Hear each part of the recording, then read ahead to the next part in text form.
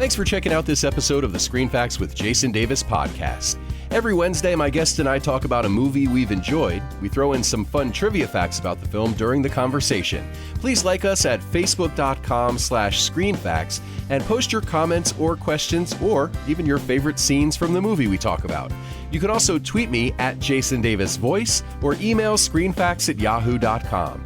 Joining me on the podcast this week is my favorite person in the world.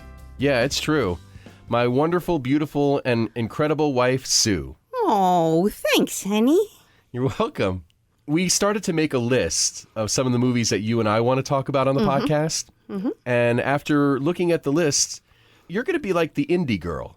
You know, I was thinking that actually. Yeah, it's kind of shaping up that way. It's not to say that we won't talk about more mainstream stuff together. Yeah, 'cause there's a few of those. Yeah. Yeah. But definitely it's starting to look like you're going to be the person that I take a little bit of a left turn with every once in a while. Okay, that's okay with me. Yeah, it's pretty cool. And we're going to do that this week, in fact. Yes, we are. We're going to talk about a movie from 2013, released July 26, 2013 to be exact, The Way, Way Back. What a great movie. This is an awesome movie that I don't know how many people had a chance to see because it wasn't a big money blockbuster kind of thing. No car crashes or anything. No superheroes. No. No aliens. But a fantastic cast. Really great. Yeah. Steve Carell, Toni Collette, Allison Janney, Sam Rockwell in, to me, his best role ever. Ever. I loved him in this movie. He's so good. unexpected. Yeah, it's such a different role for him. Yep. Maya Rudolph, Liam James, who's the kid star of the movie, Rob Corddry, and Amanda Peet. 7 years before this movie, though, and this is kind of interesting, Steve Carell and Toni Collette, who play a couple in this film, played siblings in Little Miss Sunshine. Right. Another great movie, Yep. and probably one that you and I will talk about on the podcast. I would love to. Okay, cool. And also Liam James and Amanda Peet played mother and son in another movie, the film 2012. Oh, that's right. Yeah. This movie written and directed by Nat Faxon and Jim Rash, who also appear in the movie as Roddy and Lewis, respectively. The script was written in 2007 as The Way Back, but the title was later changed to avoid confusion with the 2010 film with the same name. Ah. The title refers to the way back seat, the 1970s expression for the third, usually hidden seat in the cargo section of a station wagon. Now, you had a station wagon with one of those seats. I did when we first met. Yeah. They were Which is still great. making them. Yep. And very rarely did we actually use it for passengers. But Right. sometimes my nieces and nephews, if we were all going out somewhere, someone would say, oh, I want to sit backwards. I remember from growing up, my best friend is one of 6 kids. Okay. And every summer, Mom Riley would get all the kids together and they could each bring a friend. So there could be up to 12 kids. And Okay. she'd load us into the station wagon and drive us up to Deer Lake. And I loved sitting in the back, in the way, way back, facing backwards. Kathy and I would sit there and, possibly one or two of her sisters. And as I was telling you, as we were watching the movie, we would do a foot dance. We'd put our feet up to the back rear windshield and do little foot dances for the people behind us to entertain them because Nice. we thought, especially if there was traffic. You could have done like a puppet show We back there. could have. I always loved it back there. So I wanted to mention that during the podcast a couple of weeks ago that I did with Les Sinclair for Bad Words, another sort of independent movie. And a fabulous podcast. Thank you very much. A great movie. When the subject matter is so good, it's hard not to have a good podcast, I guess. But we mentioned that its screenplay was featured on the 2013 Blacklist, which is a list of the most liked unmade scripts of the year. This movie also shares that distinction. It does. It was on the 2007 Blacklist. Aha. Now, what I did not know is you can actually Google Blacklist movies and bring them up and go to the Blacklist site and see the actual programs of each year's awards. Nice. So I did find it on the 2007 Blacklist with the description. A teenage boy comes into his own over the course of a summer through an unlikely relationship with the man in charge of the local water park. Some people might think, it's just a coming-of-age movie, summer, blah, blah, blah. Nothing Been there, wrong with done that. that. Nothing wrong with But that. there's so much more to it than that anyway. Oh, absolutely. Absolutely. There I love really is. coming-of-age movies anyway. I think it always brings up a great nostalgic feeling in me. And who can't relate to that? You know? Exactly.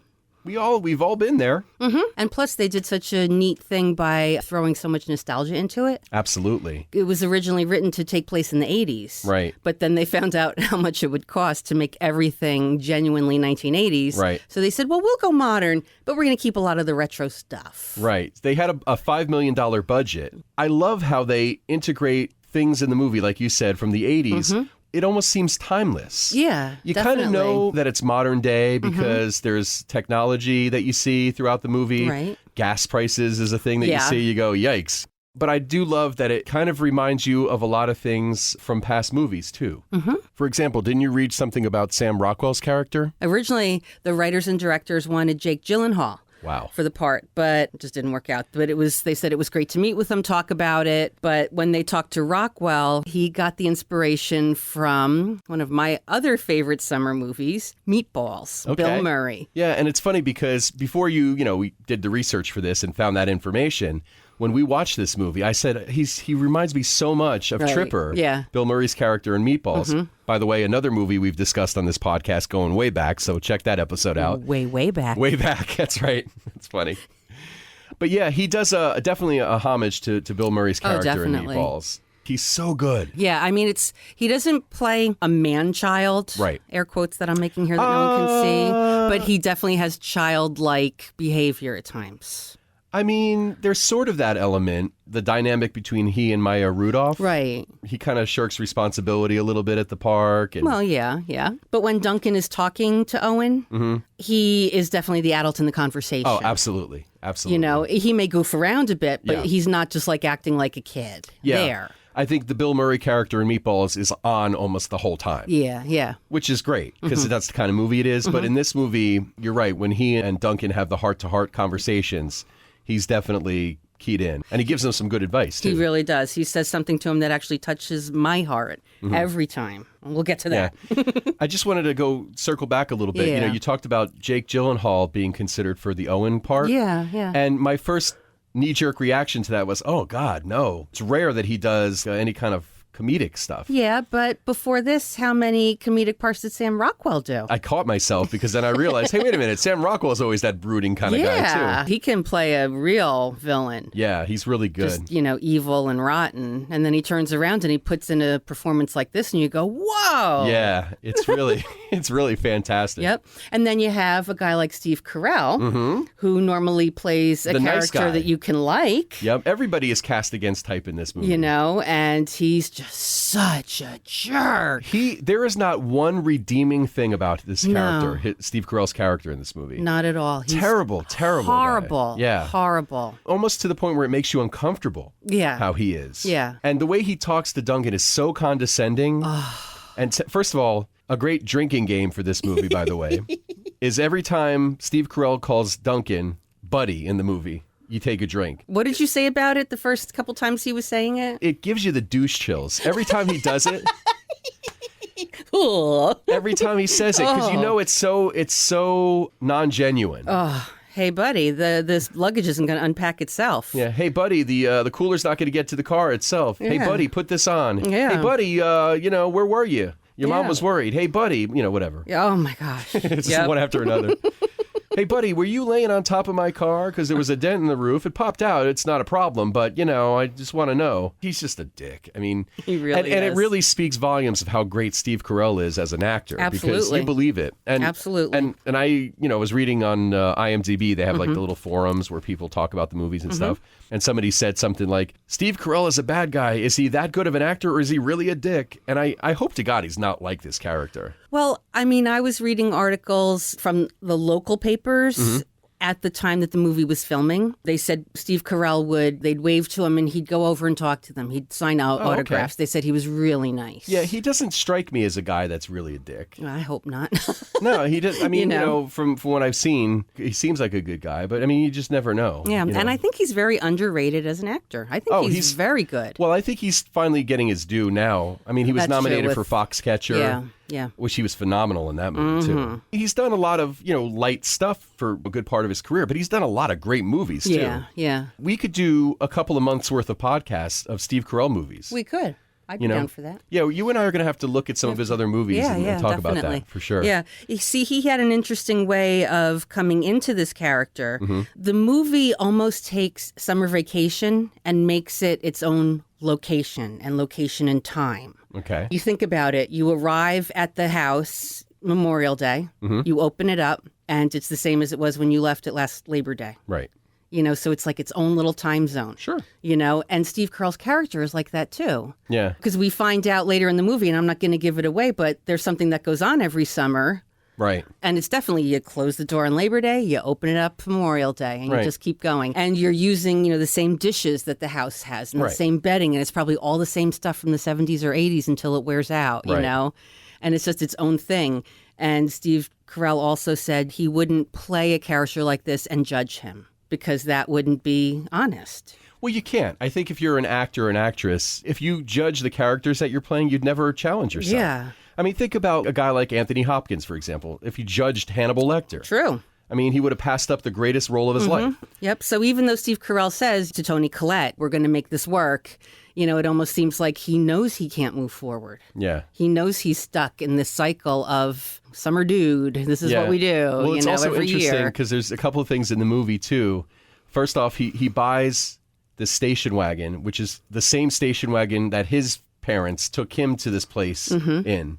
So he purposely gets the same car. Right. And then there's a line that Susanna says where she says that this summer is sort of like spring break for adults. Yes. Because all the parents just kind of like the kids run wild. Nobody cares. The parents are drinking. They're getting high. They're whatever. Yeah. And they're really not being responsible parents. Right. Like you said, from Memorial Day to Labor Day, they can forget about their responsibilities. Right.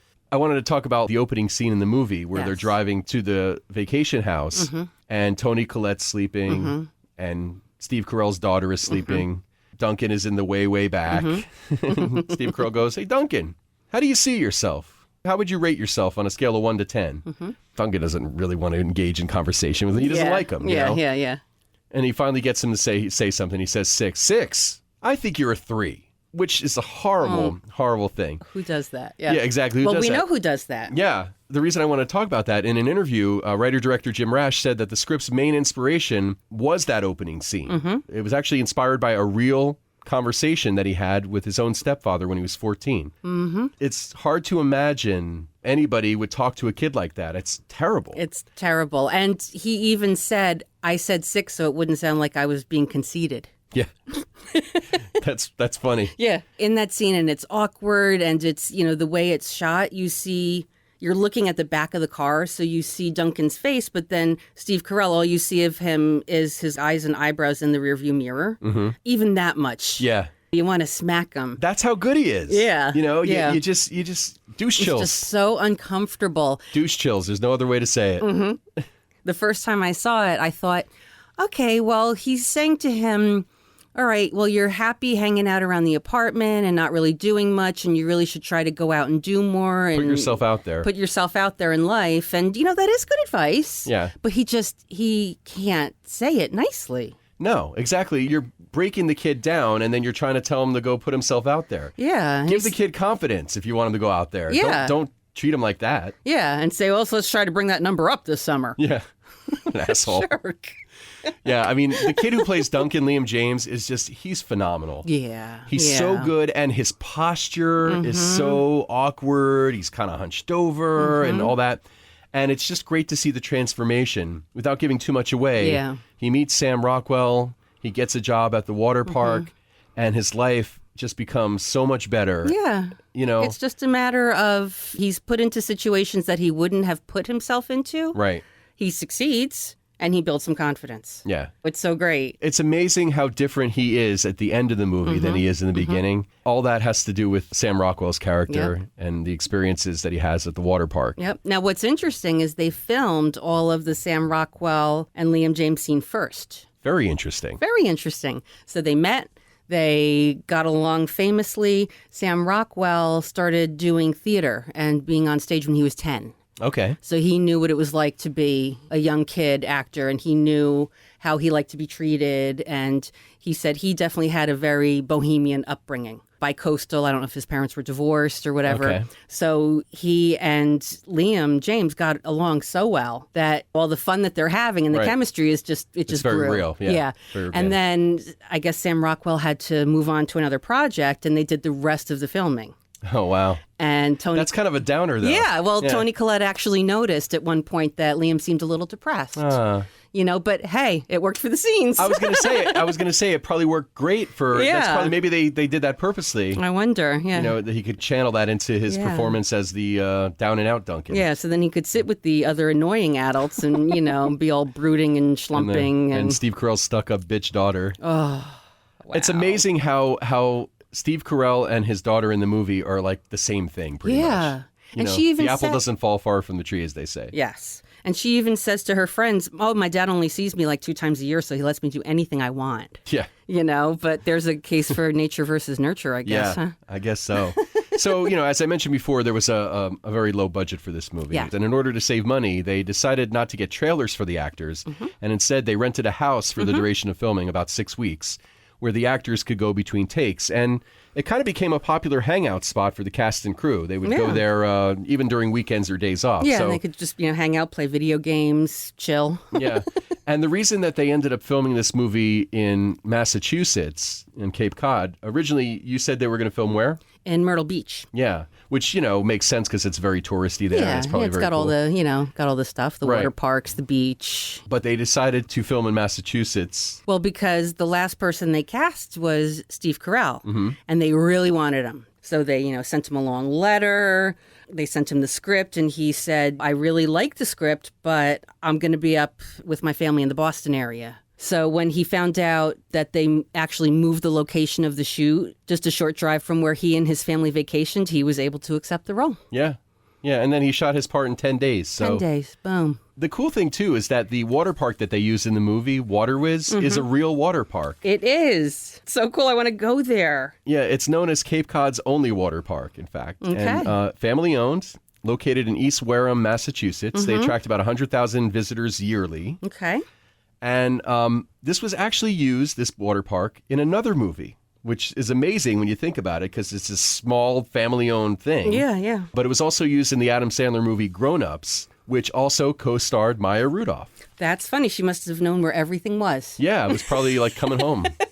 Probably a good thing. I noticed some real cute things about Waterwiz. Okay. First of all, in one of the scenes, you kind of can see the restroom area. And it's got the men's room is on the left, the ladies' room is on the right. And you can see pretty clearly that the ladies' room, it's over the door, the sign says gulls. Okay. So I spent the part of that scene looking at the men's room sign, and then sure enough, it said buoys. That's funny. So cute. Little play on words. That's Yeah. nice. So, me and my proclivity towards obscurity, I like to Google things and then Google what I find from there.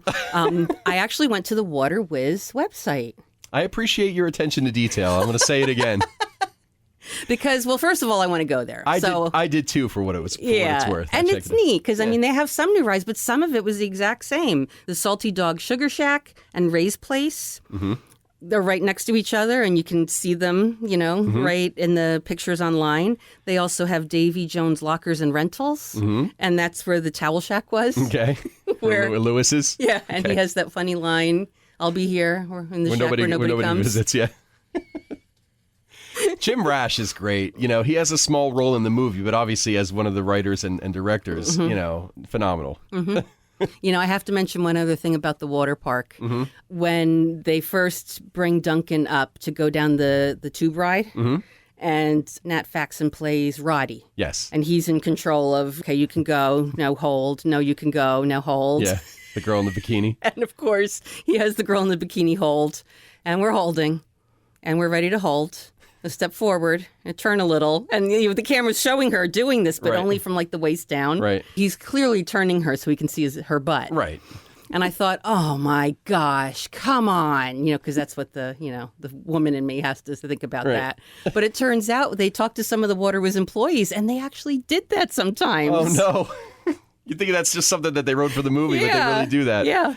Yikes. But they filmed on location. They didn't even close the park. Makes sense, because why go hire extras? Exactly. They got people, a built-in audience right there. Exactly. They would have to sign liability release, waivers or whatever's. Yeah. And they would have to have what they're wearing approved by costumes. Yeah, they probably didn't want to have logos and stuff on the people. Aside from a Little Mermaid bathing suit on the little kid that was crying when they were closing down for July 4th, I didn't really notice anything other than just solid colors and stuff. Okay, yeah, it's true. I read somewhere that they said, if you look at the lazy river scene where they're walking past the lazy river, you can actually see some of the people in the lazy river like just kind of turning and looking right at the camera as they go by. If you look, you probably could find it, but I wasn't really looking for that. Yeah, I just wanted to see it because you're so focused on the conversation between Owen and Duncan that's going on, because it's so funny, When they were scouting locations, Jim Rash would take some pictures of the beach houses that he thought would be good to use for filming.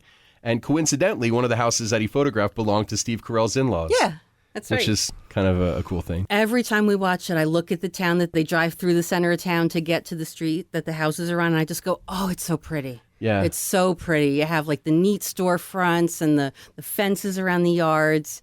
And it was actually filmed in Marshfield, Massachusetts, which is south of Boston, but not yet to Cape Cod. Okay. And it was on Bay Avenue. They found the two houses next to each other that they could use. And that's where you said they set up a house instead of a trailer. Right. So apparently, I didn't know, it's a New England tradition to name your summer cottage. I've noticed that sometimes when we're driving up to the lake or down the shore or something, you might see a house and it has a sign on it. It's like Water's Edge or, something like that.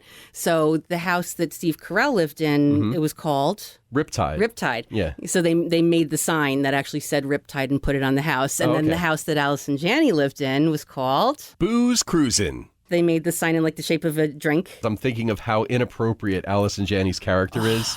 I mean, she just meets Toni Collette for the first time, and she's saying all kinds of stuff. And then they get in the house, and they're starting to unpack. Yep. She goes, so how was your winter? Because our year was a challenge. My niece was raped in October. Toni Collette's like, oh, my God. And she's like, I know. Not even food courts are safe. It's like, that's not something you say to somebody you just met. I know. And then when Steve Carell's daughter comes out and she's going to go to the beach and she has her bathing suit on and she's like, oh, watch out. That's the kind of bathing suit that got me pregnant the first time. And then the girl says, that's what I'm going for. That's what I'm hoping for. Something like that.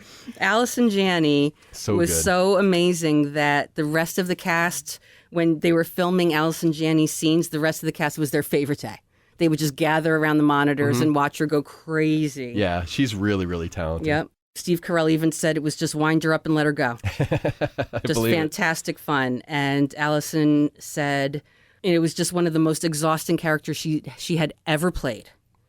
But she wanted to do it because she knew people like that just too much. Yeah. Just too much. TMI. And she even said that I know some of my scenes are on the cutting room floor. Little Betty goes a long way. Exactly, yeah. Yeah, there's just enough. Yeah. Just enough of that obnoxious TMI character. Yep. I mean, her first line in the script was yoo-hoo, and she changed it to hooty-hoo. Yeah. Came out, and, she's like hugging Steve Carell. How are you? Well, look at you. Well, press my laundry. Yeah, and she's like, great, I don't have to drink by myself anymore. Yeah.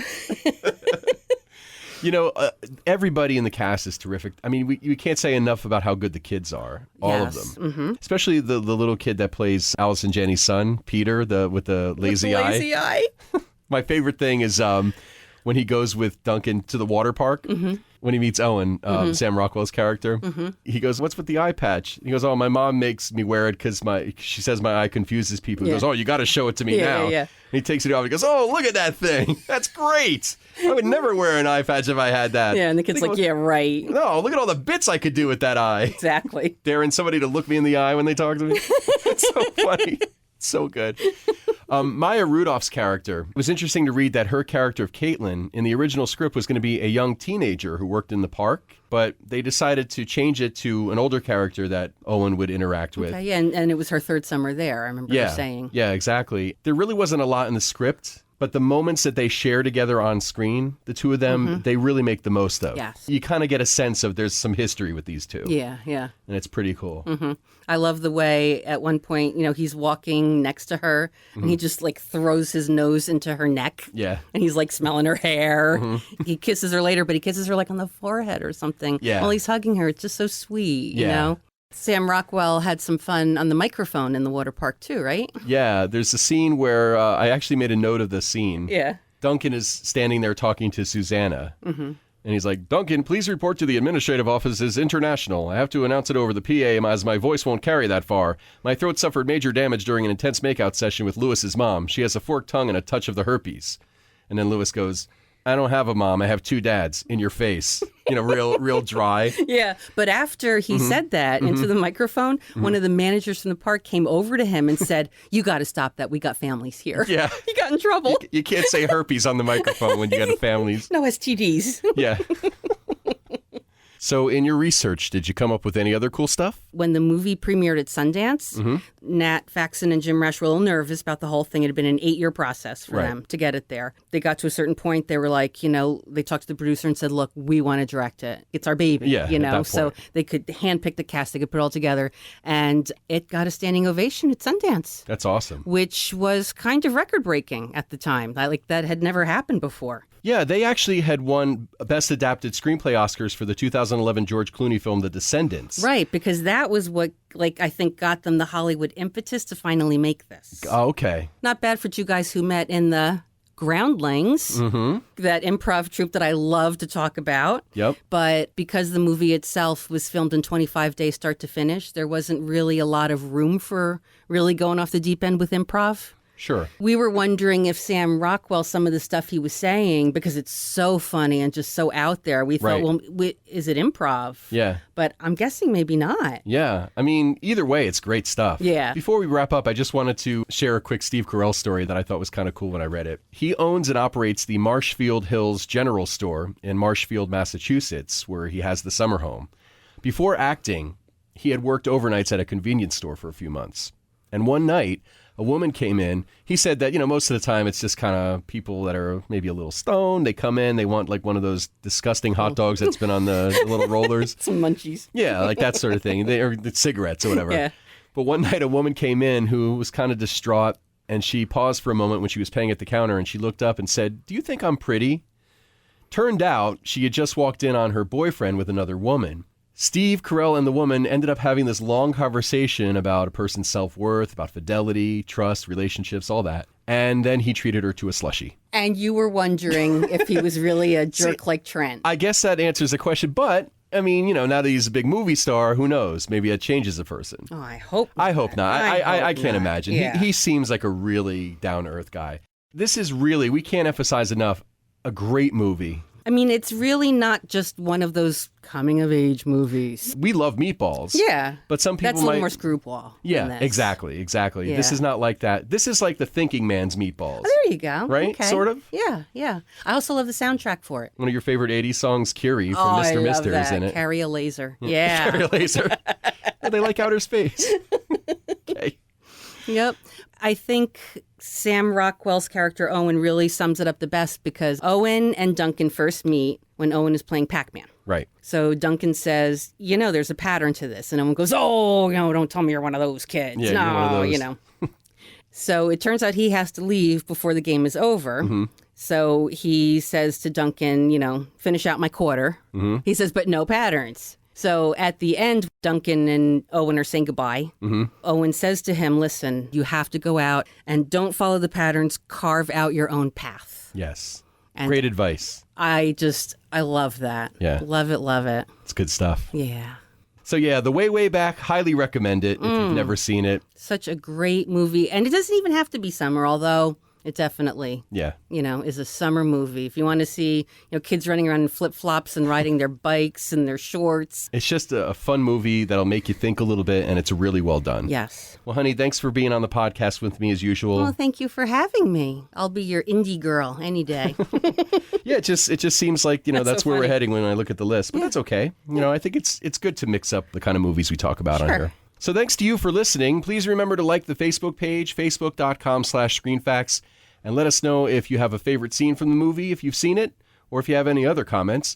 Remember, I'm at Jason Davis Voice on Twitter, or you can email screenfacts@yahoo.com. Please help others find the show by rating and commenting on iTunes. You can also support the show by ordering Screen Facts merchandise. We have a couple of different items on the podcast page of jasondavisvoice.com, including the brand new car magnets. Show theme music by Audionautics.com. Thanks to WickedRadioNetwork.com and our announcer, Kim McKay from Kim'sVoice.com. Screen Facts with Jason Davis is a production of Jason Davis VoiceOver. Visit JasonDavisVoice.com if you need a voice for a commercial, narration, promo, internet video, e-learning or training program, and more.